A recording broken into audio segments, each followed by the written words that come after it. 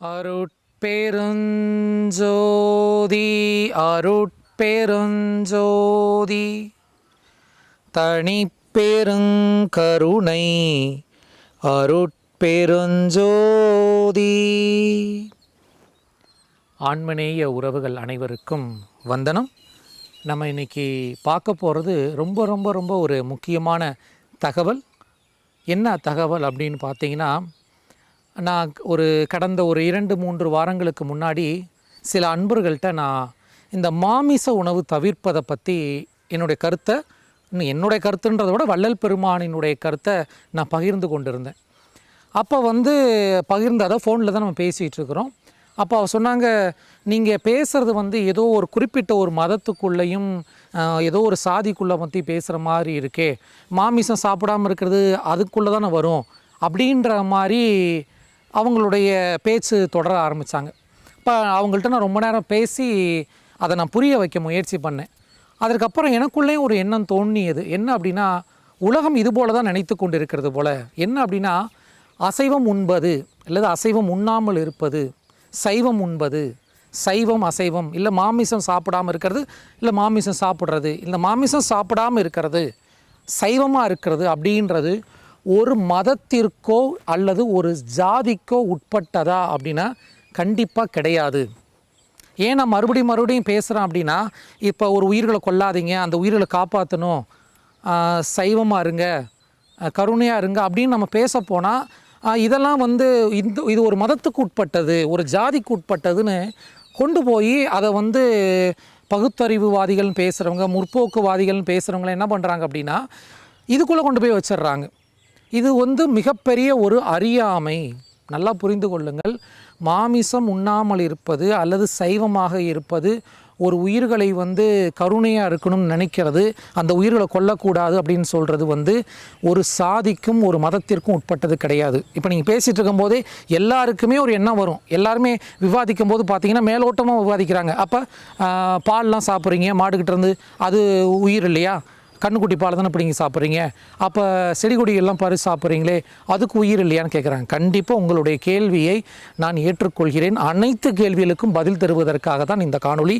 இது யாருடைய மனதை புண்படுத்துவதற்காக கிடையாது. ஏன்னா, எப்பொருள் யார் யாருவாய் கேட்பினும் அப்பொருள் மெய்ப்பொருள் காண்பது அறிவு. ஆனால் இன்றைக்கி என்ன ஆயிடுச்சு சமுதாயம், ஃபேஸ்புக்கில் இன்றைக்கி மாடல் மீடியா, அதாவது தகவல் தொழில்நுட்பம் எல்லாம் யூடியூப், ஃபேஸ்புக்கில் பல பேர் பேசுகிறது எல்லாம் உண்மை நம்ம நினச்சிட்ருக்கிறோம். ஆனால் பல பேர் பேசுகிறது எல்லாமே மேலோட்டமாக பேசிகிட்டு இருக்கோம். ஏன் ஞானிகள் மகான்கள் பேசினா கூட அதை பற்றி சிந்திக்க சொல்லும் பொழுது உலகில் மக்கள் பேசுகிறாங்க. இதை கொண்டு போய் மறுபடியும் மாமிச உணவு சாப்பிடுவது என்பது, தயவு செய்து இதை பார்க்குறவங்க கொஞ்சம் நீண்ட காணொளி தான், பொறுமையாக கடைசி வரைக்கும் இருந்து பாருங்கள். அதுக்கப்புறம் நீங்கள் முடிவு பண்ணுங்கள். மாமிசம் உண்பது என்பது ஏதோ ஒரு குறிப்பிட்ட ஒரு மதத்துக்கு உட்பட்டதா, ஒரு ஜாதிக்கு உட்பட்டதானா?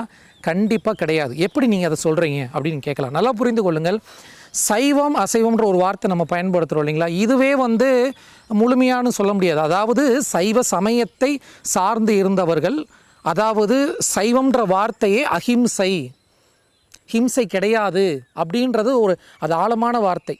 அப்போ அவர்கள் மர உயிர்களை இம்சிக்க மாட்டாங்க. அப்போ சைவர்கள், அப்போ குறிப்பிட்ட ஒரு சமயத்தில் இருந்தவங்க புலால் உண்ணாமல் இருந்ததுனால அதை சைவம் இல்லாதவங்க ஆண் போட்டு அசைவம்னு மறுத்தாங்க. ஆனால் ஆக்சுவலி இந்த வார்த்தை கூட சரியான வார்த்தை கிடையாது. எது சரியான வார்த்தை அப்படின்னு பார்த்தீங்கன்னா, இந்த மாமிச உணவு மறுப்பது, ஒரு உயிரை கொல்லக்கூடாது, புலால் மறுக்க வேண்டும் என்பதெல்லாம் கொல்லாமை, புலால் உண்ணாமை, இந்த 2 வார்த்தை தான் சரியான வார்த்தையாக இருக்கும். கொல்லாமை, புலால் உண்ணாமை. இன்னும் சொல்லப்போனால் ஹிம்சை உணவு, ஜீவஹிம்சை உணவு, இதற்குள்ளே தான் நம்ம கொண்டு வரணும். சரி, இந்த கொல்லாமை, புலால் உண்ணாமையை யார் பேசுனா? இப்போ நம்ம நிறைய பேர் என்கிட்ட கூட இந்த வள்ளலார் குரூப் எப்போ பாருப்பா இதவையே சொல்லிக்கிட்டு இருக்கிறாங்க, வேறு ஏதாவது சொல்ல மாட்டிங்களா? வேறு ஞானிகள்லாம் ஞானத்தை பற்றி பேசினவங்களாம் இதெல்லாம் ரொம்ப பேசலைன்றாங்க. நன்றாக புரிந்து கொள்ளுங்கள். வள்ளல் பெருமான் மட்டும் இதை பேசலை. வள்ளல் பெருமானுக்கு முன்னாடி இன்றைக்கி எப்படி வள்ளல் பெருமானார சாதி மதம் சமயம் கடந்து அருளாளராக கடவுள் ஒரு கொள்கையை கொடுத்தவங்க, அதுபோல் நமது திருவள்ளுவரும், வள்ளல் பெருமான் திருவள்ளுவர் தேவக்குறள்னு சொல்கிறார். திருக்குறள் நம்ம சொல்கிறோம்ல, அது தேவக்குறள்னு சொல்கிறார். திருவள்ளுவர் கொல்லாமை, புலால் உண்ணாமைன்னு ஒரு அதிகாரமே எழுதியிருக்காரே. சரி, இப்போ திருவள்ளுவர் மாமிசம் சாப்பிடாதீங்கன்னு குறள் எழுதியிருக்காரு. இப்போ உடனே நீங்கள் அவரை ஏதாவது ஒரு மதத்துக்குள்ளே கொண்டு போய் வைக்க முடியுமா? எப்படி வந்து திருவள்ளுவர் ஒரு மதத்திற்குள்ளே கொண்டு போய் வைக்கிறது வந்து அஞ்ஞானமோ குறைந்த அறிவுடையதோ, அதுபோல் மாமிச உணவு உண்ணக்கூடாதுன்னு சொல்கிறத நீங்கள் கொண்டு போய் ஒரு மதத்துக்குள்ளே வைக்காதீங்க. தயவுடன் கேட்டுக்கொள்கிறேன், பொறுமையாக கேளுங்க. இன்றைக்கி வந்து உலகம் முழுவதும் பார்த்திங்கன்னா அதிகமாக அச்சடிக்கப்பட்ட நூல் ஒரு மதம், ஒரு சாதி, ஒரு இனத்துக்கு அப்பாற்பட்டு ஒழுக்க நெறிகளையும் கடவுள் நெறிகளையும் அறநெறிகளையும் பேசியவர் திருவள்ளுவர். அதனால தான் உலக பொதுமறைன்னு நம்ம எடுத்துக்கிட்டோம். அப்படிப்பட்ட உலக பொதுமறையில் என்ன சொல்லுது? கொல்லாமை புலால் உண்ணாமை. இது அப்படியே இங்கே வாங்க, நம்ம வள்ளல் பெருமான் என்ன சொல்கிறார்? சாதி மதம் சமயமும் பொய்யென ஆதியில் உணர்த்திய அருட்பெருஞ்சோதி. உடனே இங்கே சாதி மத சமயம்ன்றத மறுப்பாளர்னே இவங்க என்ன பண்ணிடுறாங்க? இவர் நாத்திகவாதியோ அப்படின்றாங்க. நல்லா புரிந்து கொள்ளுங்கள். சாதி மதம் சமயம் பொய் என்று கூறிய அதே நமது வள்ளல் பெருமான் நாத்திகம் பேசிய நாக்கு நாரிய முடை நாக்குன்னு சொல்லியிருக்காரு. அப்போ வள்ளல் பெருமான் நாத்திகவாதி கிடையாது. இறைவனுக்கென்று ஒரு சபை அமைத்திருக்கார். அந்த சபையில் வாசலில் என்ன எழுதுறாரு? அந்த சபை எந்த ஒரு சாதி மதத்துக்கு உட்பட்டது கிடையாது. யார் வேணாலும் கடவுளை அடைய முடியும், மனிதர்களாக பிறந்தவங்க. ஆனால் அவர் கூட என்ன பண்ணுறார்? வாசல் ஒரு வார்த்தை எழுதுறார், புலை கொலை தவிர்த்தவர் மட்டும் உள்ளே புகவும். இங்கே என்ன சொல்கிறார் திருவள்ளுவர்? கொல்லாமை புலால் உண்ணாமைன்னு சொல்லியிருக்காரு. நமது வள்ளல் பெருமான் என்ன சொல்கிறாரு? புலை கொலை தவிர்த்தவர் மட்டும் உள்ளே புகவும். அப்போ ரெண்டு பேருமே சாதி மதம் சமயம் கடந்து இறைவன் அருளியலை பேசியவர்கள். அப்போ இவங்க இதை நீங்கள் ரெண்டு பேரும் பேசுகிறதுனால இவங்களை ரெண்டாவது மதத்துக்குள்ளே கொண்டு வந்துட முடியுமா? கொண்டு வர முடியாது.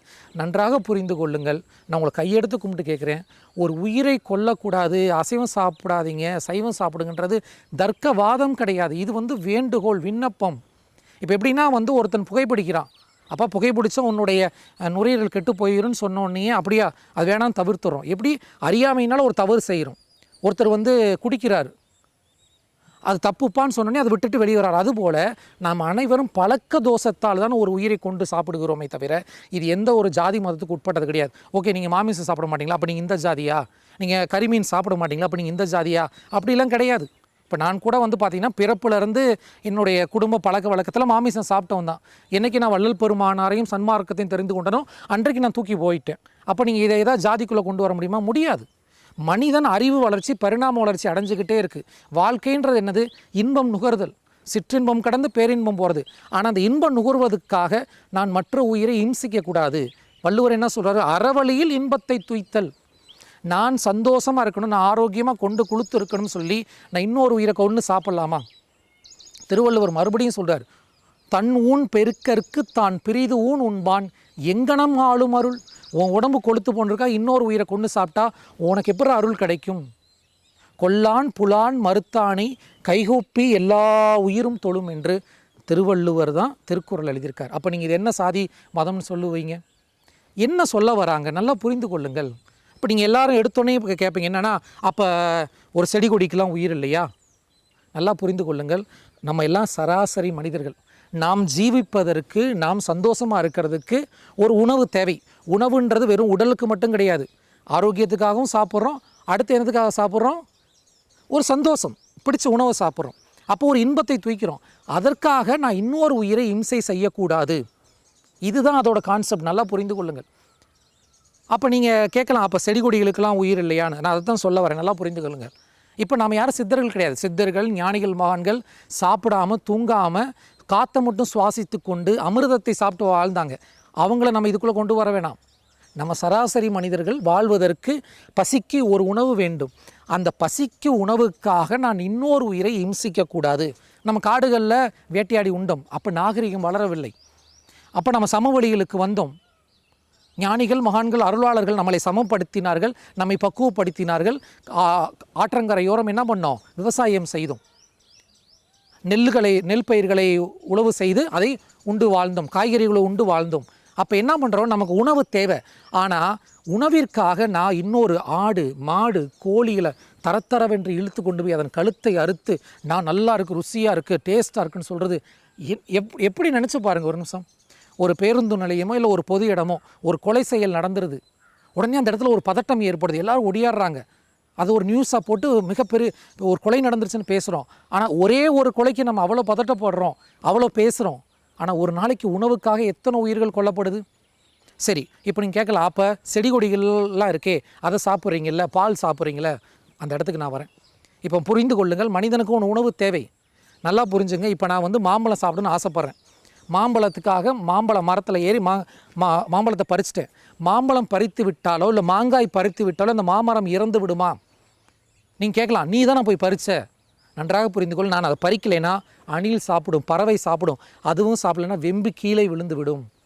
ஒரு வெண்டைக்காய் இருக்குது, வெண்டைக்காய் போய் நான் பறிக்கிறேன், வெண்டைக்காயை பறிச்சிட்டனால வெண்டைக்காய் செடி சாகலை. வெண்டைக்காய் நான் பறிக்கலைன்னா அது முத்தி விழுந்து விடும். அடுத்து கீரைகளை கூட நம்ம கிள்ளி தான் சாப்பிட்டோம், நெல்லுகளை அறுவடை பண்ணி சாப்பிட்டோம். அதனால தான் பார்த்தீங்கன்னா சைவ உணவாளர்களில் கூட என்ன பண்ணுவாங்கன்னா, முளையோட பிடுங்கி சாப்பிடாதீங்க, வேரோட பிடுங்கி சாப்பிடாதீங்கன்னு வள்ளல் பெருமான் சொல்கிறார். அது அடுத்த நிலை. எப்படி நம்ம உடம்புல பார்த்தீங்கன்னா நெகத்தை வெட்டுவதனால் இம்சை ஏற்படுவதில்லையோ அதுபோல், நம்ம முடியை வெட்டுவதனால் இம்சை ஏற்படுவதில்லையோ அதுபோல், வித்து காய் கனிகளை கொள்ளுவது ஜீவஹிம்சை ஆகாதுன்னு பெருமான் சொல்கிறார். நம்ம ஞான நிலைக்கு, உணவே உண்ணாத நிலைக்கு போகிற வரைக்கும் ஒரு உணவு தேவை. அந்த உணவை எடுத்துக்கொள்ளும் பொழுது மற்ற உயிர்களை இம்சை செய்யாதப்பா. உனக்காக நீ ஒரு உயிரை கொள்கிற, அது அழுகுது, கத்துது, அதோட சுதந்திரத்தில் இல்லாமல் அதை இழுத்துட்டுலாம் போகிறாங்க, கடையில் கத்தி வச்சு அறுக்கிறாங்க. அதை எப்படி நம்ம ஏற்றுக்கொள்ள முடியும்? நாகரிகம் என்பது முதல் விவசாயத்தில் தானே தோன்றியது. உழவன் தான் நாகரிகத்தை கற்பித்தாங்க. அப்போ அதில் என்ன சொல்கிறாங்க, நீங்கள் உயிர் வாழணும், அதற்கு உணவு தேவை, அதற்காக ஜீவஹிம்சை பண்ணாத. இப்போ உங்களுக்காக நீங்கள் வித்து காய் கனிகள், இப்போ பாருங்கள் நெல் சாப்பிட்றோம், அந்த நெல்லில் உயிர் இருக்கா? உடனே ஆமாம் நம்ம கைதுக்குவோம். நெல் என்பது ஜடப்பொருள். நெல்லை கொண்டு போய் மண்ணில் போட்டு அதுக்கு நீர், காற்று, ஒளி கிடைத்தால்தான் செடி முளைச்சி வரும். அதில் பல 100,000 வித்துக்கள் வரும். அது வித்து ஜடப்பொருள். அப்போ நம்ம என்ன பண்ணுறோம், வித்து காய் கனிகளை தான் கொள்கிறோம். கீரைகளை என்ன பண்ணுறீங்க, நீங்கள் எத்தனை இடம் ஒடிச்சாலும் கீரை வந்துக்கிட்டே இருக்குது. மரத்தை வெட்டிடுறீங்க, மறுபடியும் மரம் தலைக்குது. முருங்கை மரத்தை வெட்டி 4 இடத்துல வச்சா புது முருங்கை மரம் வருது. ஆனால் ஆடு, மாடு, கோழி ஒன்றும் இல்லைங்க. நீங்கள் நல்லா மறுபடியும் நல்லா புரிந்து கொள்ளுங்கள். நீங்கள் இந்த சாதி எடுத்து வச்சுருங்க, மதத்தை எடுத்து வச்சுருங்க, நீங்கள் படித்த நூலெல்லாம் உரம் எடுத்து வச்சுருங்க. நம்ம ஒரு உயிர்களாக நேசித்து பேசுவோமே. நம்ம குடும்பத்துலேயும் குழந்தைகள் இருக்குங்க, மனைவி இருக்காங்க, கணவன் இருக்காங்க, பிள்ளைங்க, சொந்த பந்தமெல்லாம் சந்தோஷமாக இருக்கிறோம். அந்த சந்தோஷமாக இருக்கிற சூழலில் யாருக்காவது ஒரு பிரச்சனை அந்த சந்தோஷம் மறைந்து உடனடியாக அவங்கள காப்பாற்றுறதுக்காக ஓடுறோம். அதுபோல் தானங்கய்யா ஆடு தன் குட்டிகளோட சந்தோஷமாக இருக்கணும், கோழி தன் குஞ்சுகளோட சந்தோஷமாக இருக்கணும், மாடு தன் கன்று குட்டிகளோட. மாடு பாருங்களேங்கய்யா, மாடு ஒரு தாய் கூட பார்த்தீங்கன்னா குறைந்த நாட்கள் தான் பால் தரா. ஒரு மனிதன் வளர்ந்ததுலேருந்து இறக்கும் வரை பால் கொடுத்துக்கிட்டே கூடியனால தான் அதை கோமாதன்னு சொன்னாங்க. அப்படிப்பட்ட கன்று குட்டிகளை இன்றைக்கி பாருங்கள், ரோடு கடையில் போய் ஸ்டால்லாம் போட்டுக்கிட்டு நம்ம சாப்பிட்டுட்டு இருக்கிறோம். ஆனால் நம்ம படிச்சுட்டோம், விஞ்ஞானத்தில் அறிவில் வளர்ந்துட்டோம். நான் உங்களை கண்டிப்பாக தவறு சொல்லலை, நம்ம பழகி இருக்கோம். கொஞ்சம் சிந்திச்சு பாருங்கள். நான் மறுபடியும் ஏன் சொல்ல வரேன்னா, இந்த மாமிசம் சாப்பிடாமல் இருக்கிறனால, நீங்கள் சைவமாக இருக்கிறனால இந்த ஜாதிக்காரவங்க தான் சாப்பிடாமல் இருக்கணும், இந்த மதத்துக்காரவங்க தான் சாப்பிடாமல் இருக்கணுன்றது கிடையாது. வள்ளல் பெருமான் என்ன சொல்கிறாரு, மனிதநேயம். இன்றைக்கி தான் ஹியூமனிசத்தை பற்றி பேசுகிறோம். மனுஷனுக்கு சாதி இருக்கக்கூடாது, மதம் இருக்கக்கூடாது, எல்லோரும் ஒன்றா இருக்கணும் அப்படின்றத பேசுகிறோம். ஆனால் பெருமானார் 100 வருடங்களுக்கு முன்னாடி எதை பற்றி பேசுகிறாரு, ஆண்மநேயத்தை பற்றி பேசுகிறாரு. ஆண்மநேயம்னு என்னது, மனிதனுக்கு கிடையாதுப்பா. ஒரு சின்ன புல்லுலேருந்து யானை வரைக்கும் அத்தனை உயிர்களும் இம்சை பண்ணால் அது இம்சை தான். அப்போ என்னங்க நீங்கள் அதவே சொல்லிட்டு புல்லை இம்சை பண்ணாலும் இம்சைன்னு சொல்கிறீங்களேன்னா, அதனால தான் வள்ளல் பெருமான் என்ன சொல்கிறார், சைவ உணவில் கூட ஒரு முளையோட கூட புடங்கக்கூடாதுன்றார். நான் கூட இனி சைவ உணவுகளோட பார்த்தீங்கன்னா சில நேரம் வேரோடலாம் பிடிங்கி சாப்பிட்றோம். அதவே கூட நான் தவிர்க்கணும்னு நினச்சிட்டு இருக்கேன். அந்த சைவ உணவை கூட நாங்கள் விட்டுறணுன்ற இடத்துக்கு முயற்சி பண்ணிகிட்டு இருக்கிறோம். ஆனால் நம்ம இன்னும் மாமிச உணவு விடுறதுக்கே நம்ம இவ்வளோ வாதம் பண்ணிகிட்டு இருக்கிறோமே. நீங்கள் மாமிச உணவை தவிர்த்து அடுத்து சைவ உணவுக்கு சைவ உணவுலேருந்து புழுக்காத வஸ்துக்களுக்கு போய் சித்தர்கள் அடுத்து சுவாசம் அமிர்தம்னு போனாங்க. ஆனால் நம்ம என்ன பண்ணுறோம், மறுபடியும் இதை வாதம் செய்து கொண்டே இருக்கிறோம். ஒரு நிமிடம் யோசித்து பாருங்களேங்க. அதனால் தயவு செய்து இந்த மாமிச உணவு சாப்பிடக்கூடாதுன்றது வள்ளல் பெருமான் வாடிய பயிரை கண்டபோதெல்லாம் வாடினேன்னு சொன்னார். இந்த உணர்வு நீங்கள் என்ன ஜாதி மதம் கொண்டு வருவீங்களா? கிடையாது. வள்ளல் பெருமானாரும் வள்ளுவரும் என்ன சொல்கிறார், வள்ளல் பெருமான் சொல்கிறார், இறைவனை அடைவதற்கு கருணையும் ஒழுக்கமுமே வழின்ட்டார். நீ வேறு எதுனாலையும் அடைய முடியாதுப்பா. இறைவனை வேறு எதையுமே கேட்கல, நீ வேறு இறைவனுக்கு எதையுமே செய்ய முடியாது. இறைவனை அடைவதற்கு உன்னிடம் தனி பெரும் கருணை இருக்க வேண்டும், தனி பெரும் ஒழுக்கம் இருக்க வேண்டும். அந்த கருணையும் ஒழுக்கம் இருந்தால்தான் இறைவன் அருளை பெற முடியும்னு சொல்லி வள்ளல் பெருமான் அதை நிரூபித்து காமிச்சார். சாகாமல் கூட இருக்க முடியும்னு நம்ம நிரூபித்து காமிச்சிட்டார். அதனால் தயவு செய்து உங்கள்கிட்ட நான் கையெடுத்து கும்பிட்டு கேட்குறது என்னென்னா, நான் சொன்ன விஷயங்களை கூட எல்லாம் ஓரம் எடுத்து வச்சுருங்க. இந்த சாதி, மதம், சமயம், அறிவு, அது நூல் எல்லாம் ஓரம் எடுத்து வச்சுட்டு நம்மளுக்கு மாதிரி தான் அந்த உயிர்கள் பூமியில் வாழ வந்திருக்கு. கடவுள் நமக்கு எவ்வளோ படைச்சிருக்காரு. இப்போ நீங்கள் கேட்கலாம், அப்போ எங்களுக்கு சத்து வேணுமே, பலம் வேணுமே, நல்ல உடம்பு ஆரோக்கியமாக இருக்கணுமே, நான் அதுக்கு நான் எதை சாப்பிட்றது? யானை பலசாலியான மிருகம் என்ன சாப்பிடுது? இலை, தலைகள், மரங்களை தான் உடச்சி சாப்பிட்டுட்டு இருக்குது. குதிரை என்ன சாப்பிடுது? பலசாலியான மிருகங்கள் அத்தனையுமே வந்து சைவ உணவாளர்கள் தான். இந்த அசைவ உணவு சாப்பிட்டா தான் பலம் வரும் என்பது ஒரு மனசில் நம்ம ஒரு வரையறைக்கு கொண்டு வந்துட்டோம். சைவ உணவு சாப்பிட்டா உங்களுக்கு சாத்விக குணம் வளரும், அசைவ உணவு சாப்பிட்டா உங்களுக்கு ரஜோ குணமும் தமோ குணமும் அதிகரிக்கும். எனவே தயவு செய்து உங்களுக்கு கையெடுத்து கும்பிட்டு கேட்குறேன், மாமிச உணவு சாப்பிட்றத தயவு செய்து அந்த பழக்கத்தை விட்டுருங்க. எப்படி விடலாம்? இது ஏதோ கட்டுப்படுத்தி விடுறதா? ஒரு நிமிஷம் நினச்சி பாருங்க, என்னுடைய விரலில் ஒரு வெட்டுப்பட்டால் எனக்கு துடிக்கும். எனக்கு தெரிந்த ஒரு குழந்தையோ ஒரு உறவினர்களுக்கு ஏதோ ஒரு பிரச்சனைனா எனக்கு வலிக்கும். அதுபோல் என்னைக்கு உங்களுக்கு ஆடையும் மாடுகளையும் மற்ற உயிர்களினுடைய வலி, உங்கள் வலியை நீங்கள் என்றைக்கு ஃபீல் பண்ணுறீங்களோ அன்றைக்கி தான் கடவுள் அருள் உங்களுக்கு கிடைக்கும். அது வரைக்கும் நம்ம அதுதான் முழு மனிதன். இப்போ நீங்கள் கேட்கலாம், இப்போ நீங்கள் மாமிசம் சாப்பிடக்கூடாதுன்ற பழக்கத்தை எங்களுக்குள்ளே துணிக்கிறீங்க. நாங்கள் மாமிசம் சாப்பிட்றது எங்கள் விருப்பம், எங்கள் உணவை நீங்கள் தீர்மானிக்க, நீங்கள் யாருன்னு சில பேர் அதோட ஒரு வாதம் போயிட்டுருக்கு. இப்போ நான் கேட்குறேன், திடீர்னு ஒரு கவர்மெண்ட் ஒரு சட்டம் போடுது, நாளையிலேருந்து எங்கேயுமே மது விற்கக்கூடாதுன்ட்டாங்க, மதுக்கடைகள் இழுத்து மூடிங்கன்ட்டாங்க. உடனே நீங்கள் சண்டை போடுவீங்களா? எப்படி நாங்கள் மது குடிக்கிறது வந்து எங்கள் உரிமை, நீங்கள் எப்படி நிறுத்த முடியும்னு கேட்க முடியுமா? முடியாது. புகைப்பிடித்தலை கட்டுப்படுத்துகிறாங்க எல்லா பொது இடங்கள்லையும், கேட்க முடியுமா? முடியாது. ஏன்னா இல்லை, அது வந்து உடம்புக்கு ஆரோக்கியத்தை கெடுக்குது. எங்கே இப்போ தண்ணி ஒருத்தன் வந்து புகைப்பிடிச்சானா அவன் உடம்புட்டு தான் கெட்டு போகுது, ஒருத்தன் வந்து மது குடித்தானா அவன் உடம்பு கெட்டு போகுது, கண்டிப்பாக அவன் குடும்ப சூழல் கெட்டு போகுது. ஆனால் ஒரு உயிரை கொள்வது, அந்த பாருங்கள், திடீர்னு கோழி குஞ்சுகளோடு இருக்குது, அந்த குஞ்சுகள்லாம் தள்ளிவிட்டு கோழி இழுத்துட்டு வராங்க. ஒரு குடும்பத்தில் திடீர்னு நீங்கள் போகிறீங்க, இழுத்துட்டு வரீங்க, இழுத்துட்டு வந்து அறுக்கிறோம், கொள்கிறோம். அது எவ்வளோ பெரிய ஒரு அகங்காரங்கய்யா, அது எவ்வளோ பெரிய அகங்காரம், எவ்வளோ பெரிய அகங்காரம் சொல்லுங்கள், நினச்சி பாருங்கள். அப்போ இந்த உணவு பழக்கத்தை உங்களுக்குள்ளே திணிக்கலை, நான் உங்களை சிந்திக்க சொல்கிறேன். இந்த பூமியில் நான் எப்படி என் பிள்ளைகளோட, உறவுகளோட, என் சுற்றத்தாரோட நான் ஆனந்தமாக சந்தோஷமாக இருக்க வந்தேனோ அதுபோல தான் இங்கே எல்லா உயிர்களும் வந்திருக்கு. எல்லா உயிர்களுக்கும் இந்த பூமியில் வாழ்வதற்கு சுதந்திரம் உண்டு. கடவுள் நமக்காக எத்தனையோ தாவரங்கள், காய்கறிகள், கனிகளை படைச்சிருக்கார். அதை உண்டு ஆரோக்கியமாக வாழ்ந்து நாம் இறைநிலை அடைய வேண்டுமே தவிர, தயவு செய்து இந்த மாமிச உணவை விட்டுவிடுங்கள். இதை வாதம் பண்ணாதீங்க. வாதம் பண்ணுற விஷயமே இல்லை. நான் பேசுகிறேன்றக்காக நான் என்னோட இதில் எல்லாத்தையும் கூட வள்ளல் பெருமான் சொல்கிறது எல்லாத்தையும் கூட எடுத்து ஓரம் வச்சுருங்க. அமைதியாக உட்காந்து சிந்திச்சு பார்த்தீங்கன்னா அந்த மனசு உங்களுக்கு உண்மையை சொல்லும். ஆமாம், நான் மற்ற உயிரை கொள்கிறோம், அது தப்பு தானே உங்கள் மனசாட்சி சொல்லும். ஆனால் அது அகங்காரம் தான் ஏற்றுக்காது. அது எப்படி நான் ஏற்றுக்கிறது? பழகிட்டேன், அது என்னென்னமோ மனசு சொல்லும். இதெல்லாம் தூக்கி ஓரம் போட்டு வச்சுட்டு இறைவன் கேட்பது உங்களிடம் கருணை, கருணை, கருணை மட்டும்தான். அந்த கருணைன்றத, அந்த ஜீவகாருண்யத்தை உங்களுக்குள்ளே வளர்த்துக்கணுன்னா முதல் படி மாமிச உணவை தவிருங்கள். கொல்லாமை புலால் உண்ணாமை என்ற நெறிக்கு வாருங்கள் கூறி இந்த காணொலியை அவசியம் உங்கள் நண்பர்கள் எல்லாருக்கும் பகிருங்க. நான் ஏதாவது தவறாக கூறியிருந்தால், உங்கள் மனசுக்கு கஷ்டமாக இருந்தால் மன்னித்து கொள்ளுங்கள். என்னுடைய நோக்கம், நான் இன்றைக்கி நல்லா இருக்கிறேன், யாம்பெற்ற இன்பகம் பெருக இவ்வையகம்னு சொல்லியிருக்காங்க. அப்போ வள்ளல் பெருமானும் வள்ளுவர் ஏன் இதை மறுபடியும் சொல்கிறாங்கன்னா, உங்களை கஷ்டப்படுத்த கிடையாது. மக்கள் எல்லாம் இன்னும் இந்த அடுத்த நிலைக்கு போகணுன்றக்காக தான் உங்களுக்காக கருணையினால் தயவோடு கேட்டுக்கொள்கிறோம். அருட்பெரும் ஜோதி, அருட்பெரும் ஜோதி, தனிப்பெரும் கருணை, அருட்பெரும் ஜோதி. எல்லா உயிர்களும் இன்புற்று வாழ்க, வள்ளல் மலரடி வாழ்க வாழ்க. திரு அருட்பிரகாச வள்ளல் பெருமானார் தெய்வ திருவடிகளே சரணம் சரணம். குருவே சரணம், குருவே துணை. அருளே சரணம், அருளே துணை. அனைவருக்கும் நன்றி, வணக்கம்.